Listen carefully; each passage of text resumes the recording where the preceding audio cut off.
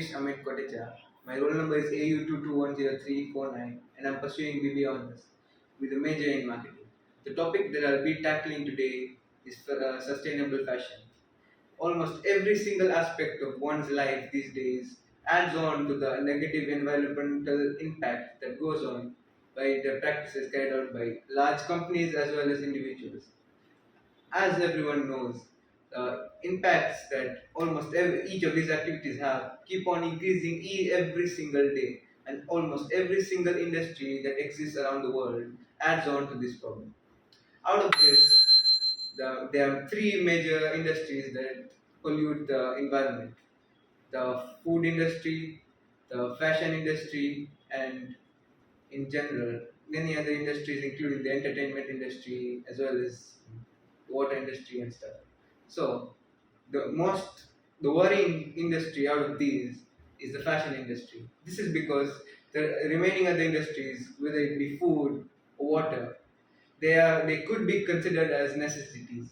Hence, the environmental impact could be overlooked to a certain extent. However, the fashion industry is something that should not be causing all this pollution to the environment and could be foregone for the betterment of the population. The fashion industry accounts for about 10% of the entire pollution of the world. Uh, and the introduction of factors such as fast fashion has added on to this. Fast fashion is when new designs and new pieces of clothing are introduced every single week uh, in order to account for the changes in the trends and fashions that go on. And it's not like people just go on and ignore this. They go on and buy these items so that they can look cool in front of their friends and they can go on with the friend circle well. However, the impact this has is something that is not that obvious to them.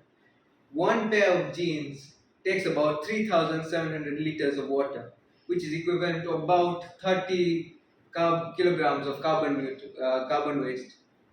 This is extremely huge, and the amount of water that is used by one pair of jeans can be sufficient for an entire neighborhood if they've used it sufficiently for about a week or a couple of days. The amount of clothing that is introduced every single week does not help to this. But it's not the end of the world yet. There are measures that are being taken by these multinational companies in order to correct this. First of all, many brands like H&M provide a scheme where you can provide them with your old clothing, and then they give you new ones in return. This helps quite a lot, as there's something in exchange of what you buy. So there's not just you don't just waste your old clothing. Second of all, they are moving towards more efficient usage of energy as well as being a more carbon neutral brand like H&M and Zara and other stores like that. They do introduce like technology which helps with that.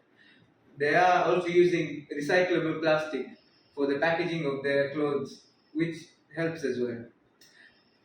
Also, the governments of the world should incentivize thrift stores. Thrift stores are not just second-hand stores. They do these days with the amount of technology that is available. They can take old clothes and turn them into perfectly representable clothes that are hardly differentiable from new clothes.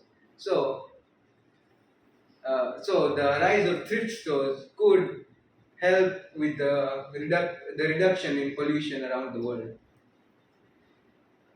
Brands around the world are taking steps, and it is quite easy to point fingers onto them. However, every single member of society has to take action on their personal level as well.